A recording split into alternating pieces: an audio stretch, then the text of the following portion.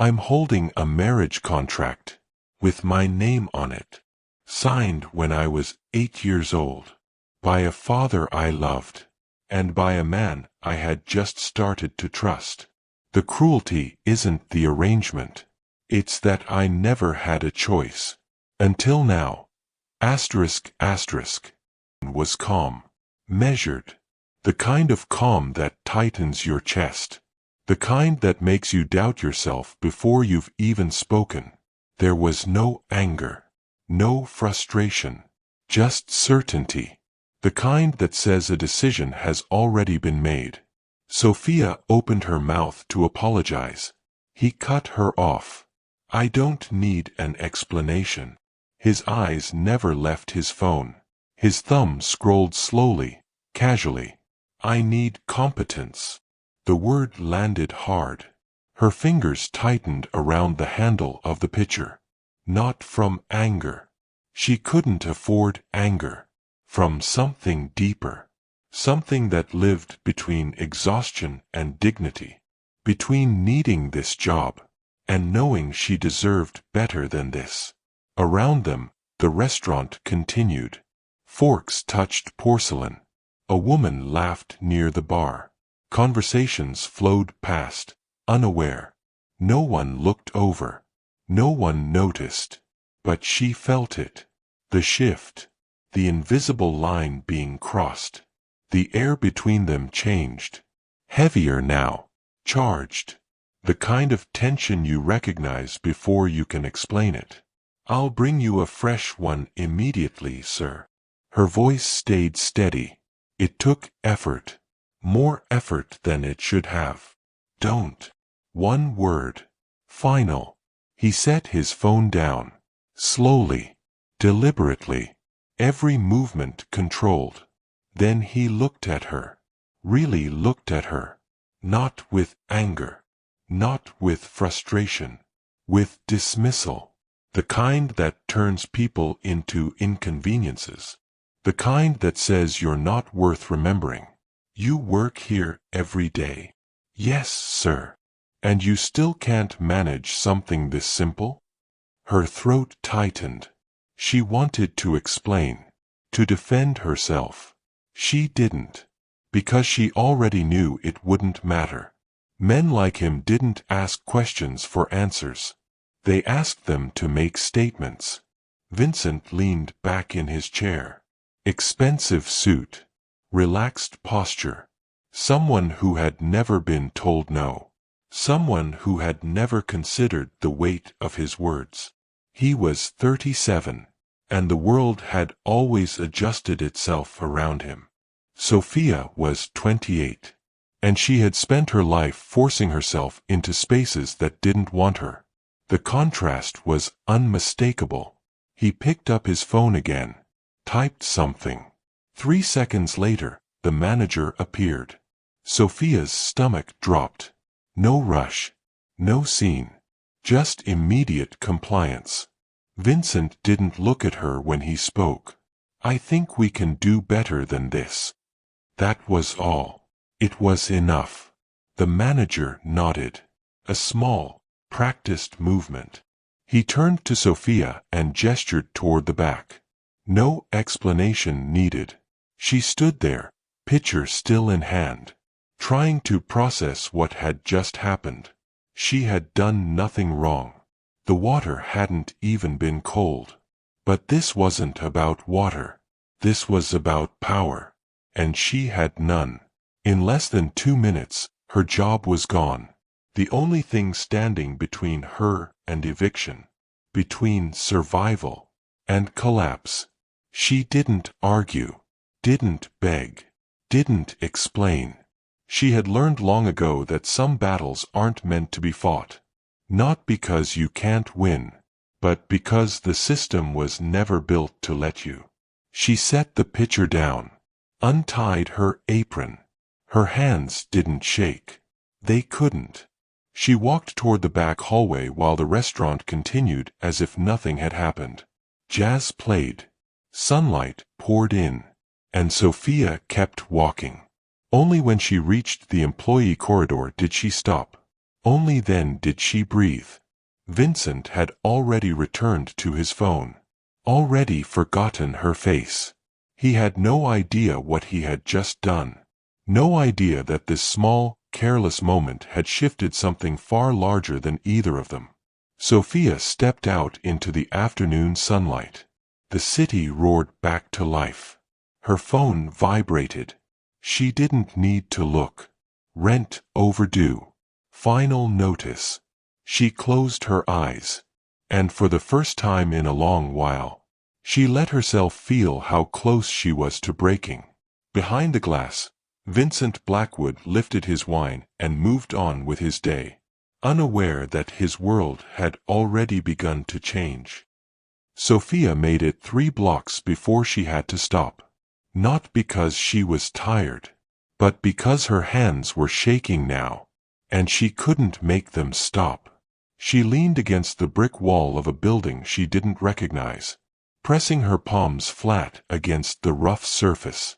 The texture grounded her, reminded her she was still here, still standing. Even if she didn't know for how much longer, the city moved around her, uninterrupted, indifferent. People rushed past without looking. Taxis honked. A street vendor shouted prices she couldn't afford. The world didn't care that hers had just collapsed. It never did.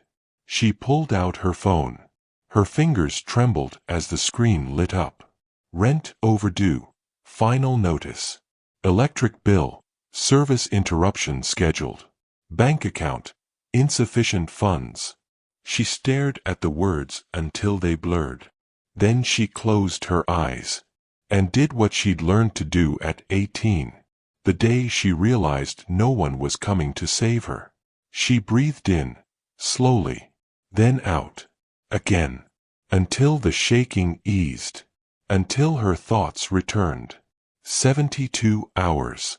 No savings. No family. No safety net.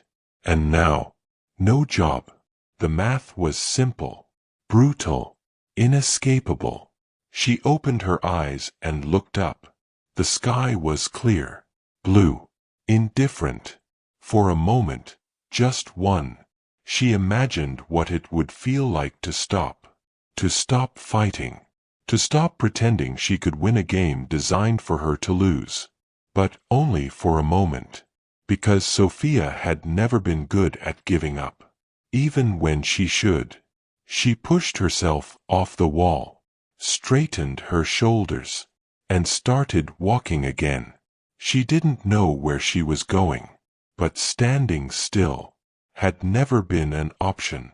Across the city, in an office that overlooked everything Sophia would never own, Arthur Blackwood sat behind his desk.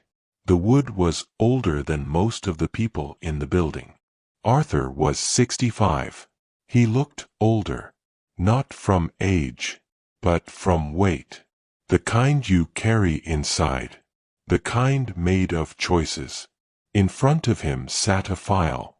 Thin, unassuming, easy to miss, unless you'd been looking for it. Arthur had been looking for months.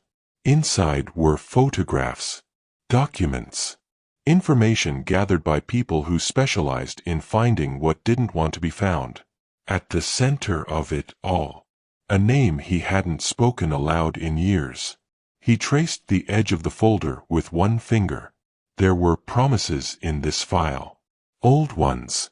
The kind made by men who believed words still mattered. He had kept his part. He always did. But time had a way of testing even the strongest vows. A knock at the door. Once. "Sir, your son is here." Arthur didn't look up. "Send him in." Vincent Blackwood entered the office the way he entered most rooms. Casual. Unbothered. He was still wearing the same suit from lunch. Still carried the faint scent of expensive cologne and entitlement. "You wanted to see me?" Polite. Detached. Arthur gestured to the chair. Vincent sat, already reaching for his phone. "Put it away," Arthur said, quietly. Vincent hesitated, then slipped it into his pocket. I have a meeting in 40 minutes. Cancel it. Something in his father's voice made Vincent look up. Arthur slid the file across the desk. What's this? Open it. Vincent flipped through the pages. Photographs. Documents. Information that meant nothing to him. He frowned. I don't. Her name is Sophia, Arthur said. And you fired her today. Vincent blinked. Then remembered. The waitress. The glass of water. So. The word hung in the air. Arthur didn't react. But something in his eyes shifted. So, he said slowly. You made a mistake you don't yet understand. Silence. Vincent waited for more. It didn't come. What are you talking about? Arthur leaned forward. When you were younger, I made certain arrangements. Agreements with people I trusted. What kind of arrangements? The kind that don't disappear. Just because you forgot they existed. Vincent's confusion hardened into irritation. Can you just tell me what this is about? I am, Arthur replied calmly. I'm telling you that the woman in those photographs isn't disposable, and that what you did today has consequences. She's a waitress, Vincent snapped. I filed a complaint. That's all. No. Arthur's voice was quiet. Final. That's not all. Vincent stood, pacing. This is insane. You're acting like I committed a crime. Arthur watched him, then spoke, slowly, deliberately. You destroyed someone's livelihood without thinking. You treated a human being like they were replaceable. He paused. And now, you're going to face what that means. Face what? Arthur stood. The movement alone silenced the room. I'm talking about responsibility, Vincent. He picked up the file. You will meet her. You will understand who she is. And you will learn why today mattered. Vincent stared at the folder like it might burn him. And if I refuse? Arthur didn't hesitate. Then you're not the man I raised you to be. He set the file down. Read it. Then we'll talk. Vincent grabbed the folder and left. The door closed softly behind him. Arthur remained still, then turned toward the window. Somewhere in the city, Sophia was walking toward an apartment she would lose in 3 days, and his son had just been handed something that would change everything. He didn't know it yet, but he would. Arthur Blackwood had made promises long ago, and a promise, to him, was never optional. Because this is only the beginning. Subscribe now, and stay with us until the end. Vincent didn't open the file until he was alone. Not in his office. Not in his car. In his penthouse, hours later, with a glass of untouched whiskey, and silence pressing in from every direction. He told himself he was waiting for the right moment. The truth was simpler. He was afraid, not of what was inside the file, but of what it meant that his father, a man who valued logic over sentiment, had summoned him like this. Vincent set the folder on the marble counter, and stared at it longer than he should have. Then he opened it. The first photograph stopped him. Sophia. Not the woman he'd dismissed at the restaurant. This one was lighter, caught mid-laugh, standing somewhere outdoors, trees blurred behind her. Happy. He turned the page. More photographs. Walking to work.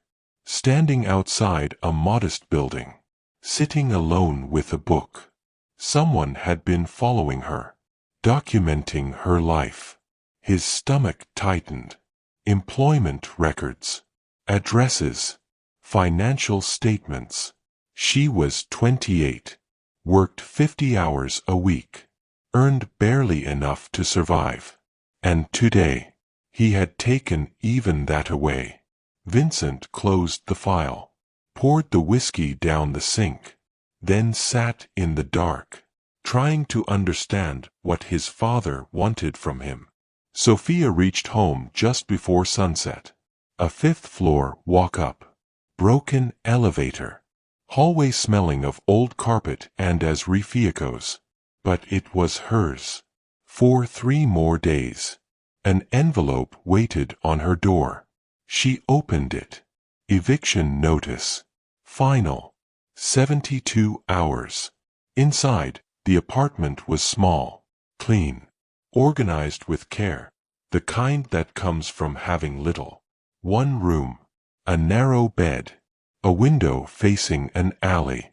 She pressed her forehead against the glass, and for the first time since she was 18, she cried, quietly, without drama. When the tears ended, she wiped her face, straightened her shoulders, and did what she always did. She kept going. Margaret Blackwood was waiting the next morning. Perfect posture, tea untouched, control in every detail.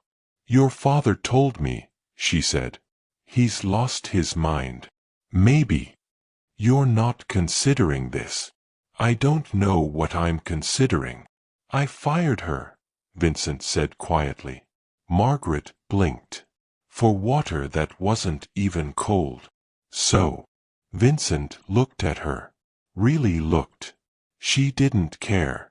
"So maybe I should," he said. "Give her money. Write a check. Make it disappear." "Maybe," Vincent replied. But he didn't believe it anymore. He left. Arthur was in his study. "I read the file. And I don't understand what you want." "I want you to meet her." "Why?" "Because you owe her." Vincent exhaled sharply. "I'll apologize. I'll fix it. I'll pay." "No." Arthur stood. "This isn't about money. She's being evicted in 3 days," he continued. "No family. No resources." Then he said it.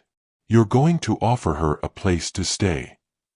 The words felt wrong the moment they landed. "That's insane. I expect you to take responsibility. By inviting a stranger into my home? By helping the person whose life you destroyed?" Vincent laughed, bitter, disbelieving. "She'll never accept." "Maybe. And if I refuse? Then she ends up on the street. And you go back to pretending people like her don't exist." Silence. "This isn't fair." "No," Arthur said. "It isn't." He handed Vincent an envelope. Address. Key. Separate space. Vincent took it. Not because he wanted to, but because he didn't know how to refuse anymore. "I don't know what this will change." "Neither do I," Arthur replied. "But you're going to do it anyway." Vincent left. Arthur didn't smile. This wasn't victory. It was necessity. And sometimes, necessity looked a lot like cruelty. But Arthur Blackwood kept his promises, even when it hurt. Vincent spent 2 days telling himself he wasn't going to do it. 2 days staring at the envelope on his desk. 2 days calling it insane. 2 days blaming his father for manipulation. And 2 days knowing, with growing certainty, that he would do it anyway. He hated that most of all. Not the task, but the fact that he couldn't walk away. On the 3rd morning, he drove to her building. No call. No message. Showing up unannounced was the only way he wouldn't change his mind. The building was worse than the photographs. Cracked concrete. Faded graffiti. A front door that barely closed. The kind of place you ended up When there were no better options left, he climbed 5 flights of stairs. The elevator was broken. A handwritten sign explained, "Apartment 5C." He stood there for a moment, hand raised, already knowing there was no good version of this conversation. Then he knocked. Footsteps. A pause. The door opened. Sophia stood there. No uniform. Hair loose. An oversized sweater that had seen better years. She looked exhausted, but her spine was straight. Her chin lifted. When she recognized him, her expression didn't change. "I know who you are," she said quietly. "I'm sorry," Vincent replied. The words felt inadequate the moment they left his mouth. "For what happened at the restaurant? You shouldn't have done it," she said. "No." Silence settled between them. "Can I come in?" She hesitated, then stepped aside. The apartment was small. 1 room, a narrow bed, a kitchenette barely qualifying as one. Boxes stacked neatly against the wall. Half-packed.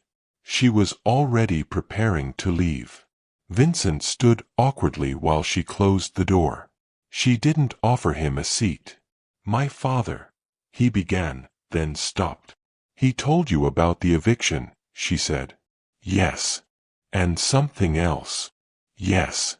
He pulled the envelope from his pocket. "He asked me to offer you an alternative." Her eyes dropped to it. "What kind?" "A place to stay. Temporarily." "Where?" "A property he owns. Separate entrance. Your own space." "Why?" The question was simple. The answer wasn't. "Because I owe you this much." "You don't owe me housing," Sophia said. "You owe me my job. I can get it back." "Can you?" They both knew what that would mean. She would never be just a waitress again. She turned to the window. "He didn't explain everything, did he?" "No."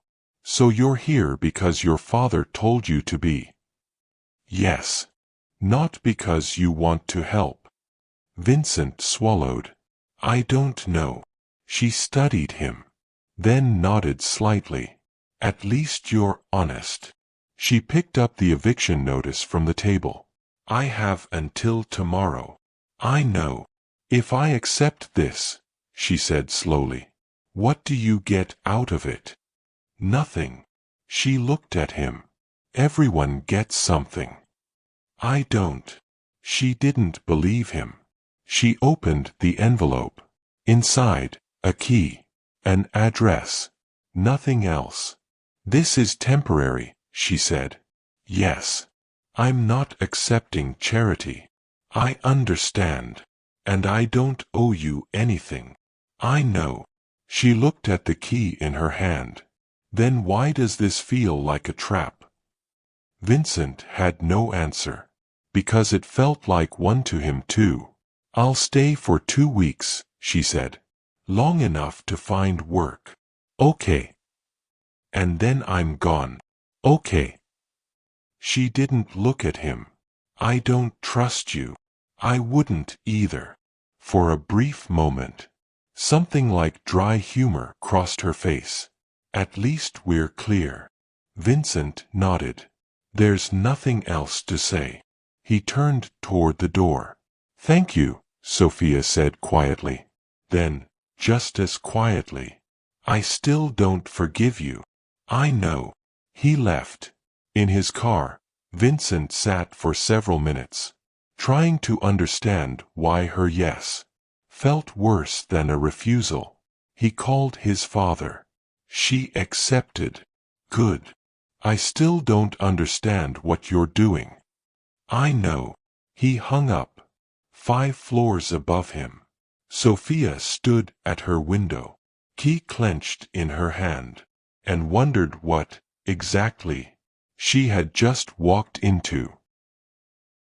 Sophia moved in on a Thursday morning. She didn't have much to move. 2 suitcases, a backpack, 3 boxes. She carried herself down 5 flights of stairs, because she refused to ask for help she couldn't repay. Vincent had offered to send someone. She declined. The address led her to a part of the city she'd only ever seen from bus windows. Tree-lined streets. Buildings with doormen. The kind of neighborhood where people didn't carry their own groceries. The townhouse was understated. Restored brick. Ivy climbing one wall. A separate entrance around the side, exactly as promised. Sophia stood on the sidewalk for a full minute before climbing the steps. The key turned smoothly. The door opened into a space that stole her breath. Hardwood floors. High ceilings. Tall windows filled with morning light. Furniture that looked expensive and lived in. A kitchen with appliances she'd only seen in magazines. A bedroom with a bed dressed in linens that probably cost more than her monthly rent. It was more than temporary housing. It was a home. And she hated how much she wanted to stay. She set her suitcases down and walked through slowly, touching nothing. Books on the shelves, real ones. Art on the walls. Fresh flowers on the counter. Someone had prepared this space for her. On the table, a note. Vincent's handwriting. Everything is yours to use. Kitchen is stocked. If you need anything, my number is below. V.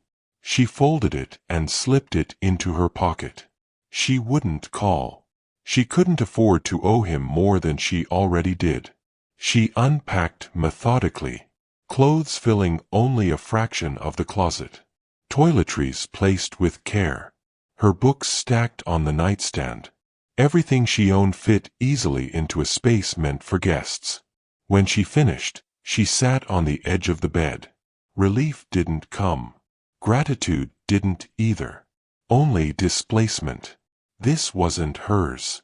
She was temporary. Borrowed. Replaceable. Her phone buzzed. I hope everything is satisfactory. Arthur Blackwood.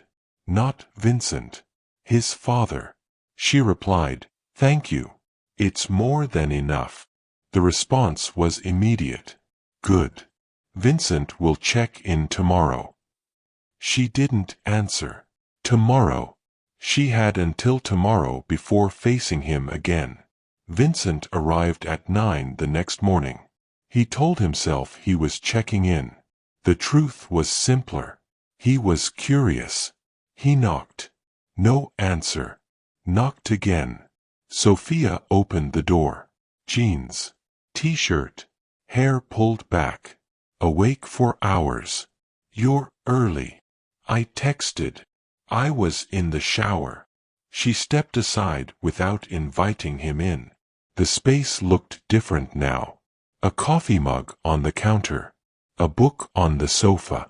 Proof that someone lived here. Everything okay? He asked. Yes. You have what you need? Yes. Silence. I just wanted to make sure you were settling in. I am. Good. Another pause. Is that all? She asked. He should have left. Instead, why did you accept this? She turned to the window. Because I'm practical, she said. And pride doesn't pay rent. That's it. What else would there be? She faced him. You want gratitude. Redemption. A story where the rich man saves the waitress. No. Good. Because this isn't that. Her voice was calm. Controlled. This is me accepting help I need from someone who owes me at least this much. Nothing more. I understand, Vincent said. Do you? She stepped closer. You don't know what it's like to have no options. To be one missed paycheck from losing everything. Guilt isn't understanding. He didn't argue. You're right, he said. I don't understand. But I'm trying. Why? Because my father told me to. She almost smiled. Honest, at least. I should go. She nodded. If you need anything. I won't. But if you do, I know where to find you. Vincent left. This time, he didn't feel worse. He felt unsettled. Arthur was waiting when Vincent returned. How is she? Settled. And you? Confused. Arthur went to the window. When I was younger, he said, I knew a man. Honest. Loyal. The kind who kept his word. They had been friends. Not partners. Life separated them. Time passed. When Arthur tried to find him again, the man was gone.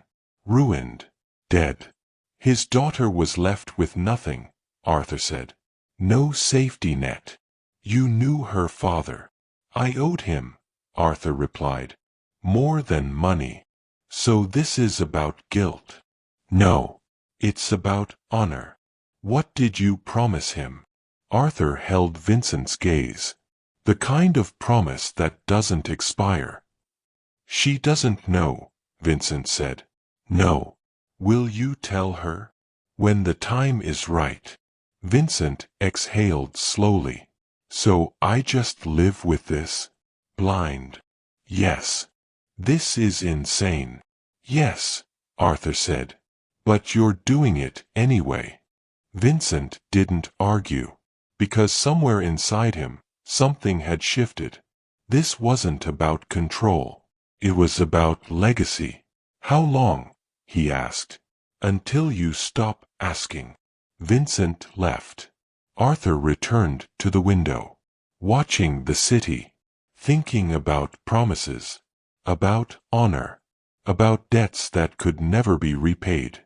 He had set something in motion. And there was no turning back now.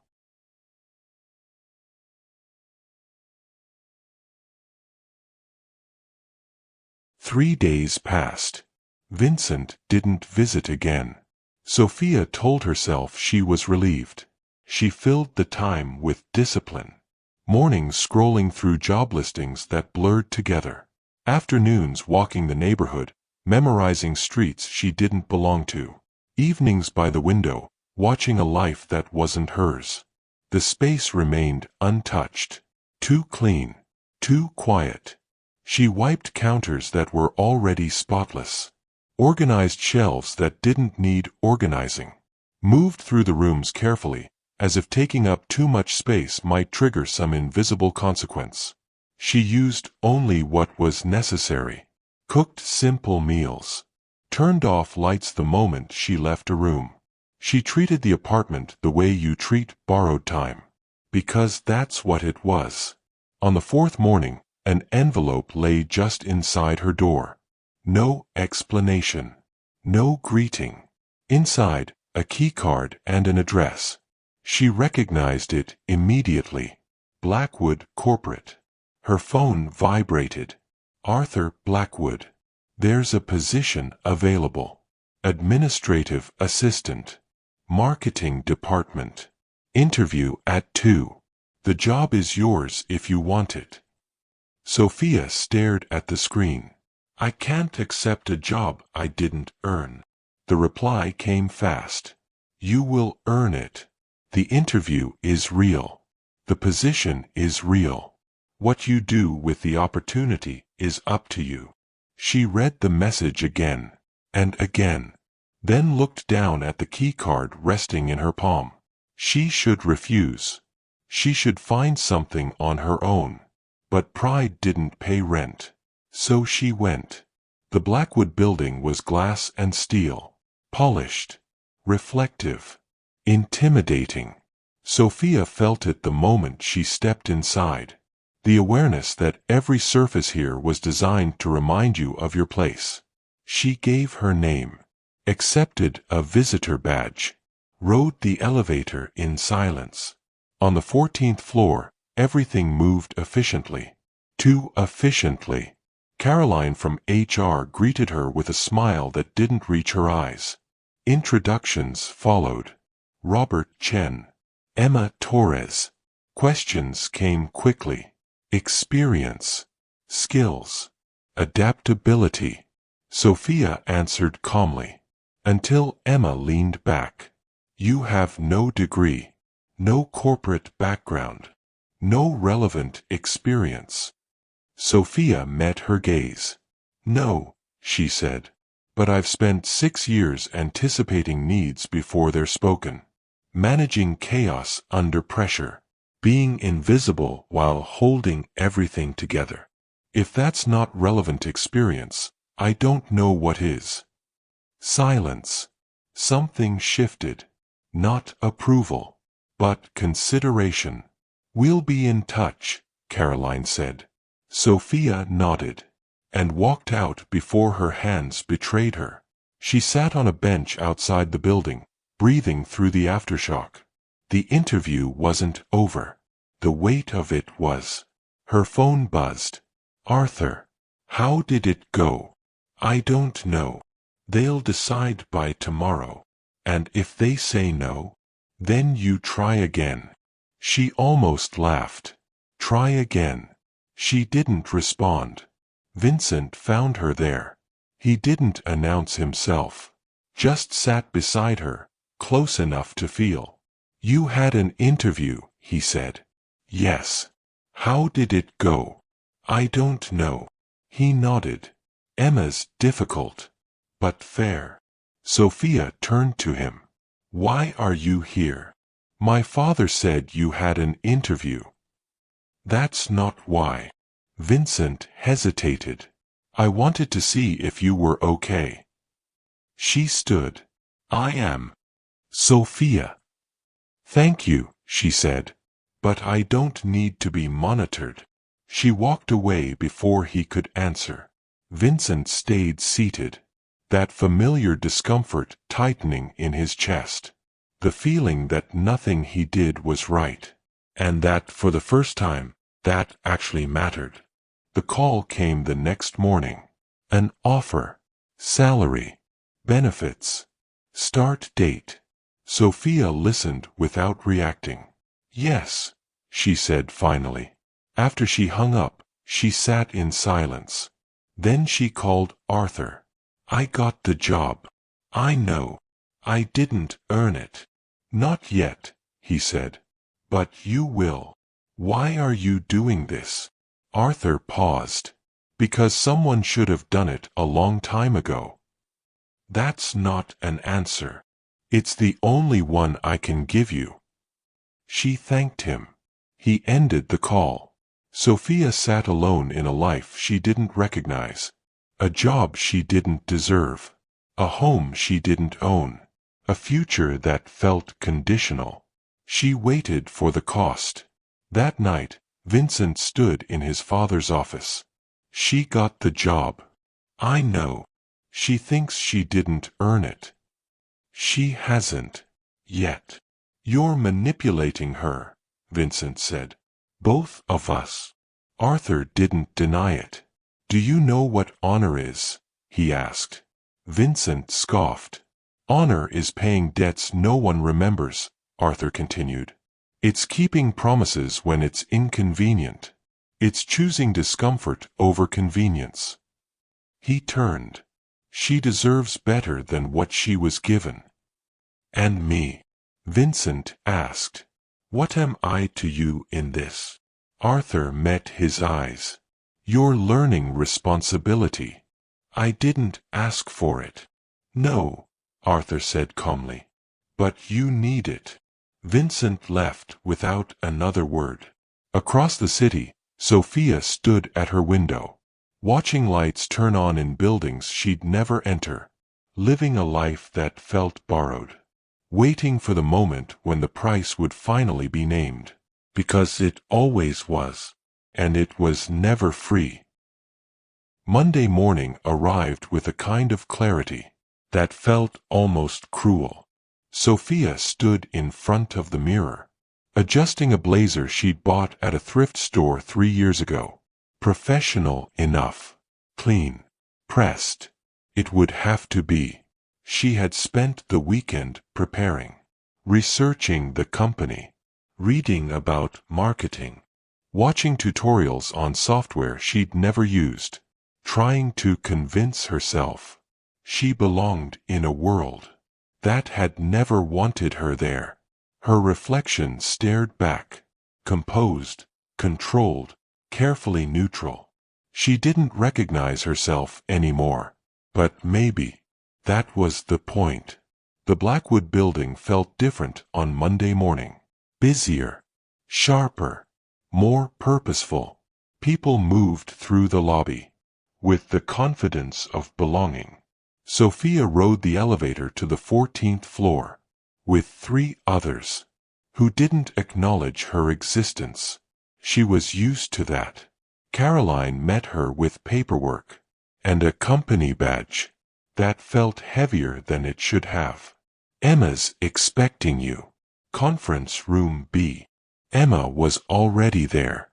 Laptop open. Coffee untouched. Expression unreadable. "You're early," she said, without looking up. "Yes. Good. We have a lot to cover." The next 4 hours blurred together. Logins, systems, deadlines, processes delivered at a pace that assumed she already knew how to keep up. Emma didn't make it easy, but she didn't make it impossible either. "You'll shadow me this week," Emma said around noon. "Watch. Take notes. Ask questions when I'm not in meetings." Understood. Emma studied her. "I won't pretend this isn't strange. People know how you got here. They'll watch you, judge you, wait for you to fail." Sophia met her gaze. "I know." Emma closed her laptop. "Good. Then prove them wrong." It wasn't encouragement, but it wasn't dismissal either. By 5 o'clock, Sophia's head throbbed with acronyms. Her feet hurt from shoes that weren't made for survival. Her face ached from holding neutrality for 8 straight hours. She headed for the elevator. Vincent was waiting in the lobby. "What are you doing here?" "Checking in. How was your first day?" "Fine." That's not an answer.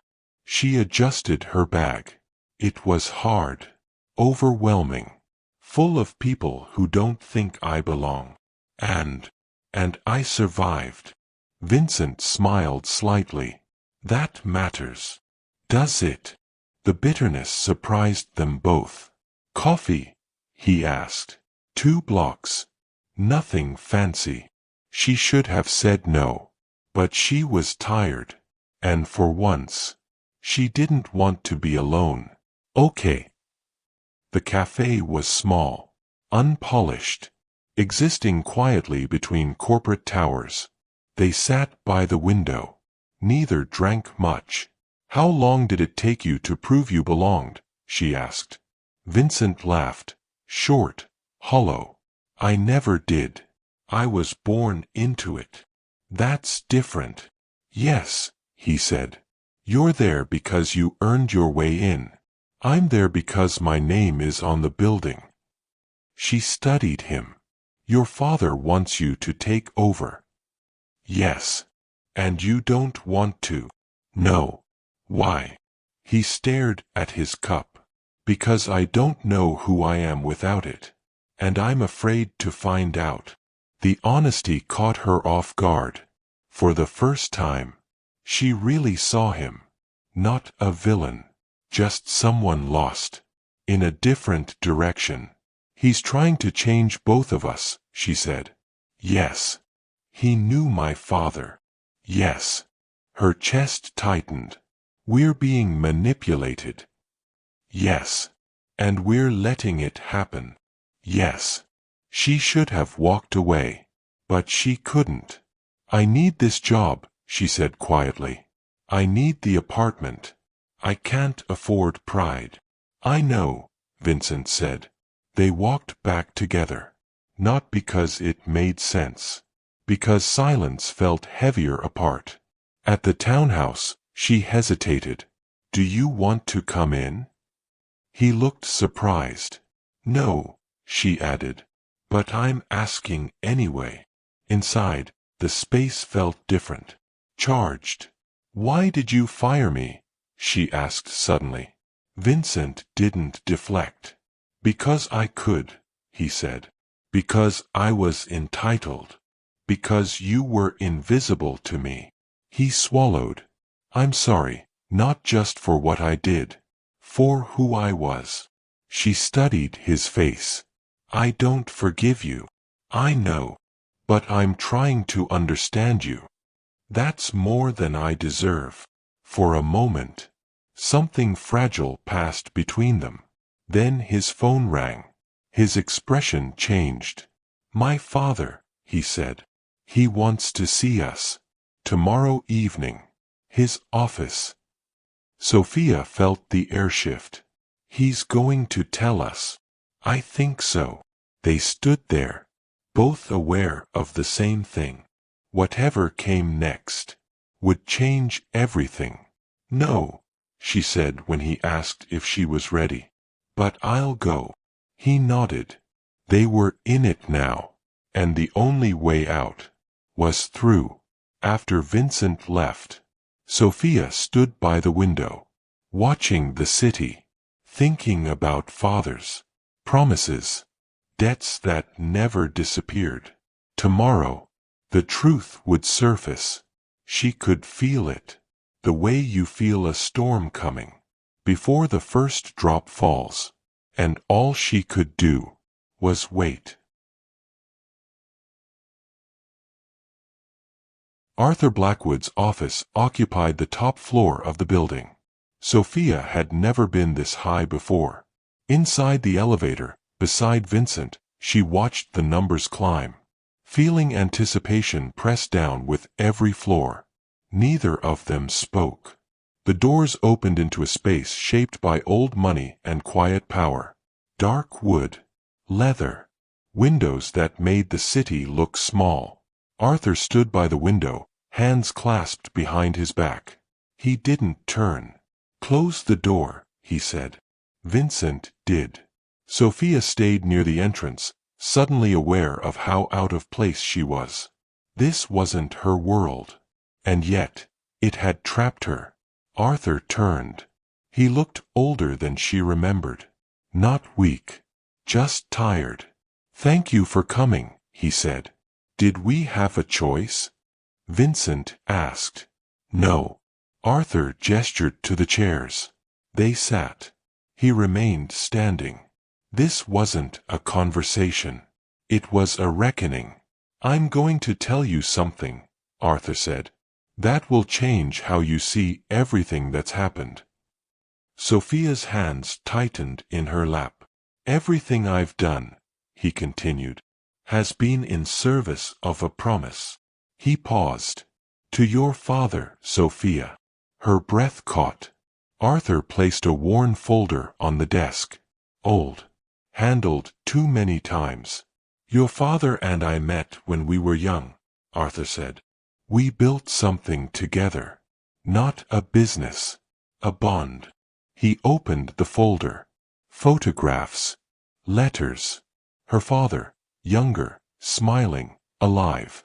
We promised to protect what mattered most, Arthur said quietly. He slid a document forward.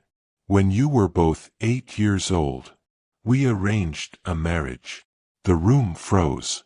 Sophia's vision blurred. Vincent stood. What? A legal agreement, Arthur said calmly. Conditional. Binding only by choice. Sophia couldn't breathe. Marriage. Decided before she had a voice. Why? She whispered. Because your father was losing everything, Arthur said. He asked me to make sure you would never be alone. So you decided my future, Sophia said, shaking. Without asking me. Yes. That's not protection, she said. That's control. It's both, Arthur replied. And the alternative was watching you end up where you were weeks ago. Unemployed. Evicted. Invisible. Vincent paced. This is why you pushed us together. The apartment. The job. Yes. And you expect us to marry because of this? No. Arthur stepped forward. The contract activates only if Sophia chooses it. Freely. He looked at her. If you say no, nothing happens. Sophia swallowed. Then what's the point? Choice, Arthur said. He continued. And one more condition. Vincent stiffened. If Vincent tries to persuade you, Arthur said, he loses everything. Inheritance. Company. All of it. That's not fair, Vincent said.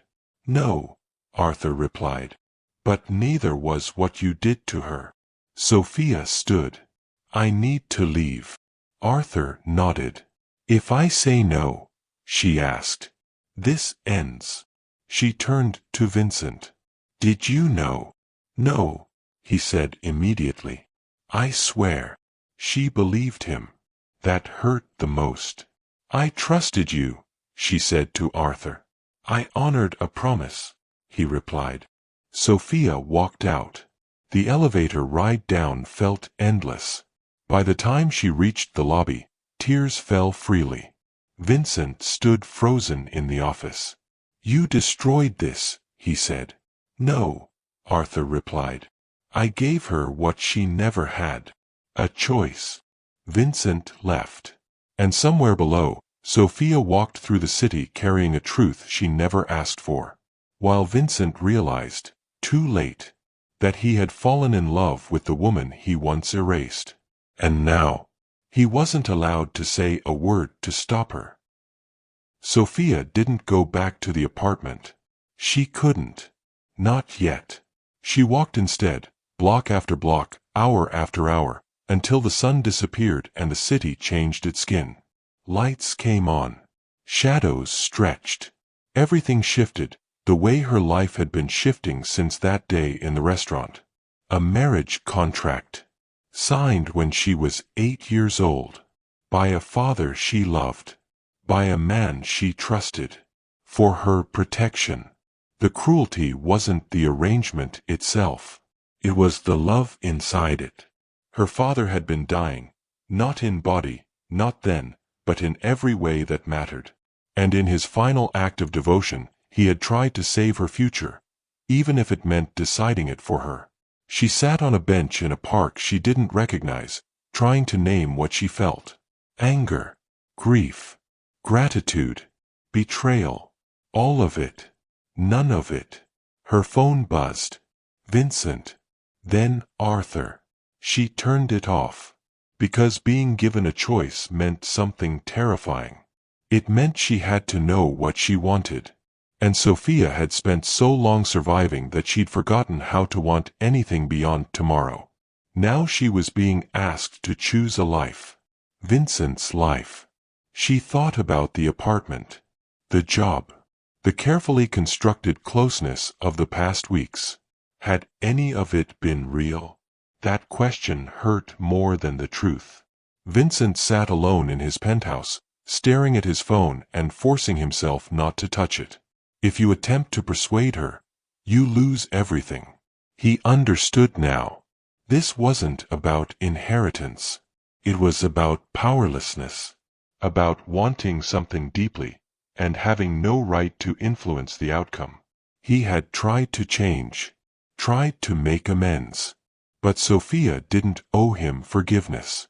She didn't owe him anything. His phone rang. His father. She's not going to say yes, Vincent said. I know, Arthur replied. Then why did you do this? A pause. Because I spent my life confusing control with protection, Arthur said quietly. And this time, I refused to make that mistake. The line went dead. Vincent sat in the dark, realizing that love could arrive, and still be too late. Sophia returned to the apartment close to midnight. She sat on the bed and opened the folder Arthur had given her. Inside were letters. Her father's letters. She read them slowly, each word a fragment of the man she'd lost too early. In the final envelope, addressed to her, she found the truth. You deserve happiness. You deserve freedom. And if you walk away from all of this, I will still be proud of you. Sophia pressed the letter to her chest and cried without restraint. Not from pain. From love. From release. The next morning, she called Arthur. I'm not marrying Vincent because of a contract, she said. I understand. But I'm not saying no because of it either. Arthur was silent. I need time, Sophia continued. Real time. Without manipulation. Without pressure. Without anyone deciding my future but me. You have it, Arthur said. 6 months passed. Sophia earned her place. Truly earned it. Vincent kept his distance. Changed quietly. Learned patience. Then one evening, Sophia stood outside his office. I want coffee, she said. Just coffee. No obligations. No contracts. Vincent smiled. Careful, hopeful. I'd like that. Sophia nodded and walked away. And for the first time, the future didn't feel like survival. It felt like choice. The cafe was the same one they had gone to months before. Sophia arrived first. She ordered a coffee she wouldn't drink and chose a seat by the window, watching people pass outside. Ordinary people living ordinary lives. Going to work. Meeting friends. Making plans that didn't involve marriage contracts, dead fathers, or impossible choices. She envied them. Not for what they had, but for what they didn't have to carry. The bell above the door rang. Vincent walked in, and for a moment, neither of them moved. He looked different. Older, maybe. Or simply more present. As if he had finally learned how to exist inside his own skin instead of drifting through places he never fully deserved. He sat across from her without asking. Hi, he said. Hi. The silence wasn't uncomfortable. It was heavy. Weighted with everything they still hadn't said. Vincent ordered coffee when the waitress appeared, then disappeared again with trained efficiency. And then it was just the two of them. Two people who had been orbiting each other for 6 months without ever really touching. Thank you for agreeing to meet me, Vincent said. Sophia nodded. I wasn't sure you would come. I wasn't sure either. More silence. Vincent ran a hand through his hair. She had learned that gesture. It meant he was uncomfortable, searching for words that didn't come easily. I've been thinking, he began, then stopped. Actually, that's all I've done these past 6 months. Thinking about what my father did, what your father did, and what I did. Sophia waited. And I keep coming back to the same conclusion. What is it? Vincent looked at her. Really looked at her. That you don't owe me anything. No forgiveness. No second chance. Not even this coffee. Something shifted inside Sophia's chest. But I hope, he paused again, choosing carefully. I hope that maybe we can start over. Really start over. Not as the billionaire and the waitress. Not as people bound by a contract. Just two people who made mistakes and are trying to be better. Sophia took a slow breath. I read my father's letters, she said. All of them. Even the one he wrote to me. Vincent stayed silent. He loved me. I know that. And he was trying to protect me in the only way he knew how. She paused. But love and control look the same from a distance. And I spent 6 months trying to understand which one it was. And Vincent asked quietly. And I think it was both, she said. He wanted to protect me. But he also wanted to decide for me. And your father. She lifted her eyes. Your father kept the promise. But he also manipulated both of us to make it happen. I know, Vincent said. So where does that leave us? Vincent didn't answer right away. I think it leaves us with a choice, he said slowly. A choice neither of us ever had before. What choice? To decide if we actually want to know each other. Not because of contracts, obligations, or guilt, but because we genuinely want to. Sophia studied his face. She searched for the arrogance that had destroyed her life 6 months earlier. The entitlement. The indifference. She didn't find it. What she found instead was someone who looked just as uncertain as she felt. I don't know you, she said softly. I know. I don't know if I can trust you. I know that too. And I don't know if this, whatever this is, or could be, is real. Or just the result of proximity and manipulation. Vincent nodded. So what do you want to do? Sophia turned back to the window. The city moved on outside. She thought of her father, of Arthur, of all the choices that had been made for her before she'd ever been old enough to choose. Then she looked back at Vincent. I want to find out, she said. Something flickered across his face. Hope, maybe. Or relief. Yes, she continued. But slowly. And honestly. No expectations. No pressure. No one deciding our future except us. I can do that, Vincent said. Can you? Sophia leaned forward slightly. Because for 6 months, you were perfect. Patient. Distant. Exactly what the contract required. But I need to know. Was any of it real? Or were you just following your father's rules? The question hung between them. Vincent was quiet for a long moment. At the beginning, it was the rules, he said. I was terrified of saying the wrong thing, doing the wrong thing, losing everything. He paused. But somewhere around the 3rd month, I stopped thinking about the contract. And I started thinking about you. The woman who refused a job she hadn't earned, then turned it into something real. Who paid rent for an apartment she could have lived in for free. Who looked at every advantage she was given and insisted on deserving it. He met her eyes. At some point, I stopped being afraid of losing my inheritance. And I started being afraid of losing the chance to know you. Sophia felt tears rise behind her eyes, but she didn't let them fall. That's terrifying, she said. I know. Because if this is real, and it doesn't work, I lose more than you.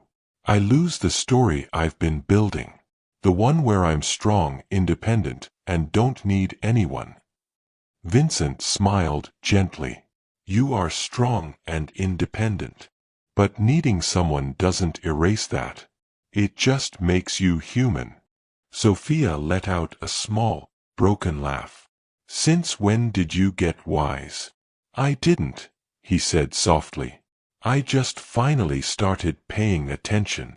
The waitress returned, refilling the coffee neither of them had touched, then left again. Sophia traced her finger along the rim of her cup. If we do this, she said slowly, you need to understand one thing. I'm not choosing you for what you can give me. Not the job. Not the apartment.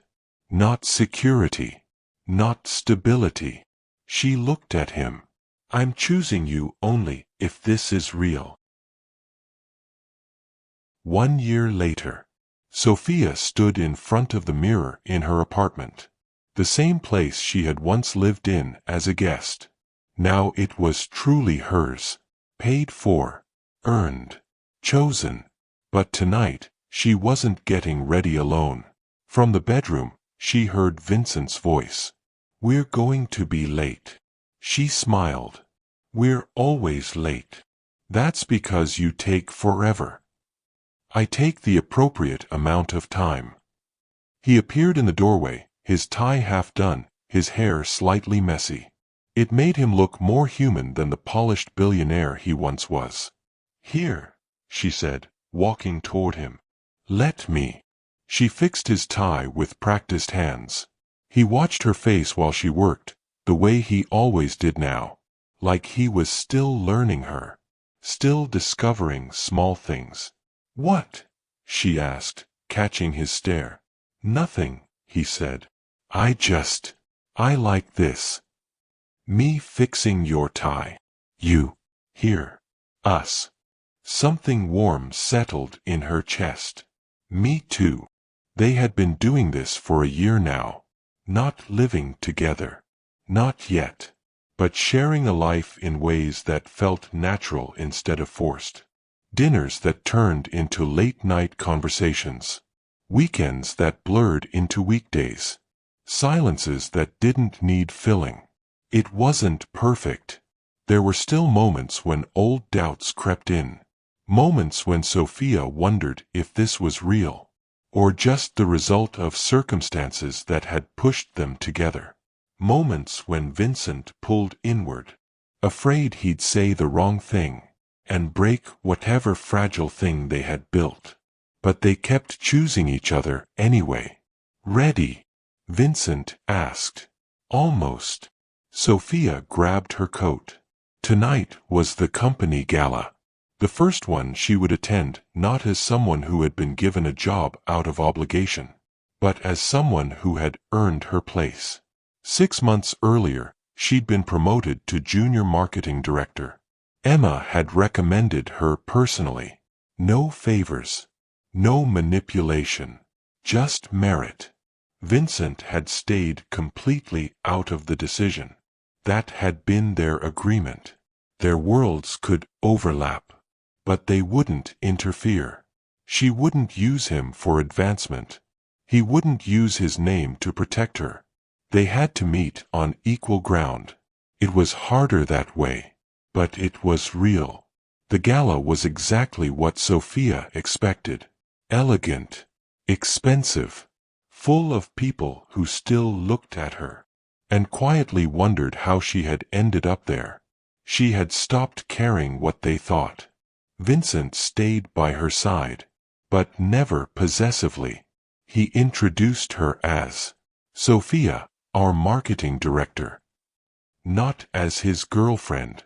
Not as an extension of him. She loved him for that.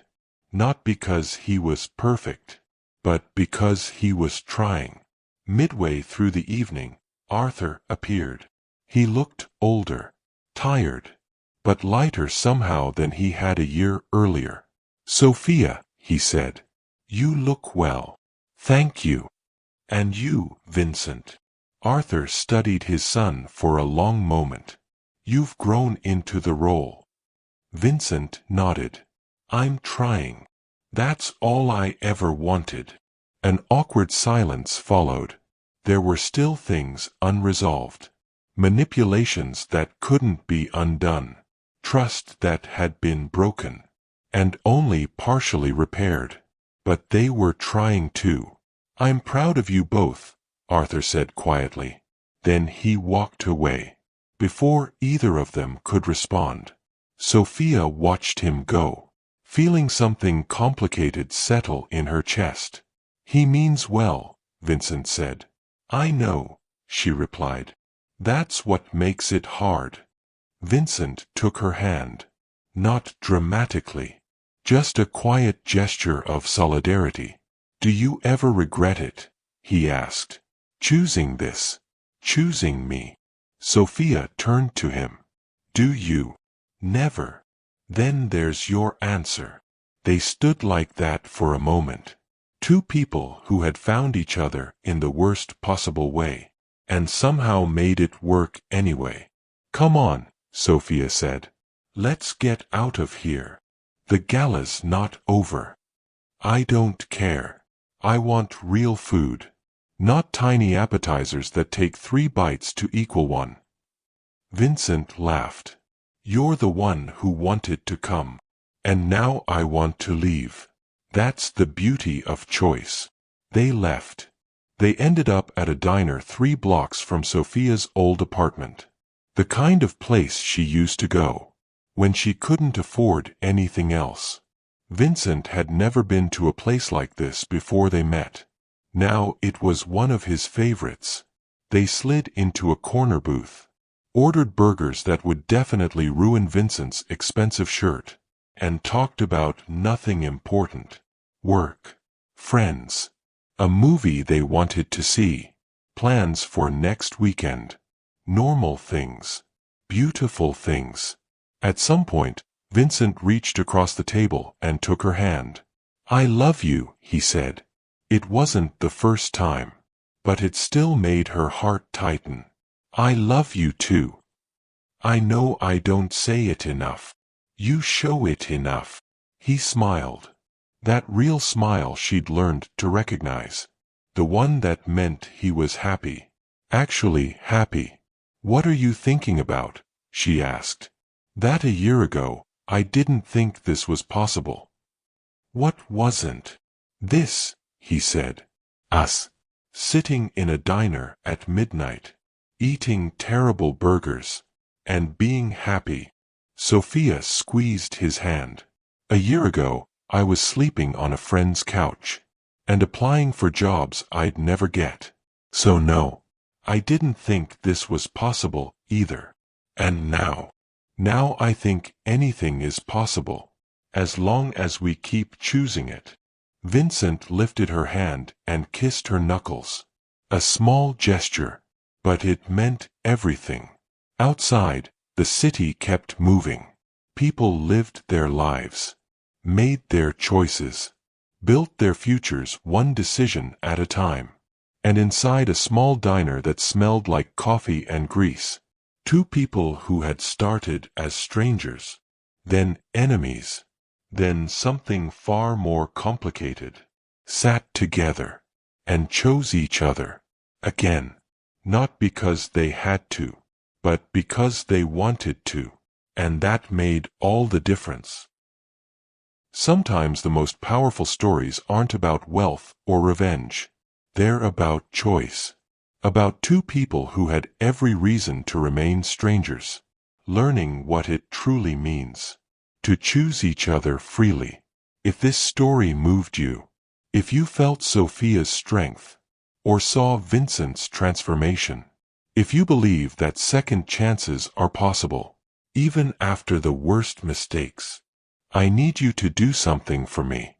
Subscribe to the channel, because stories like this, stories about real growth, difficult choices, and love that's earned, not given, these are the stories we need more of.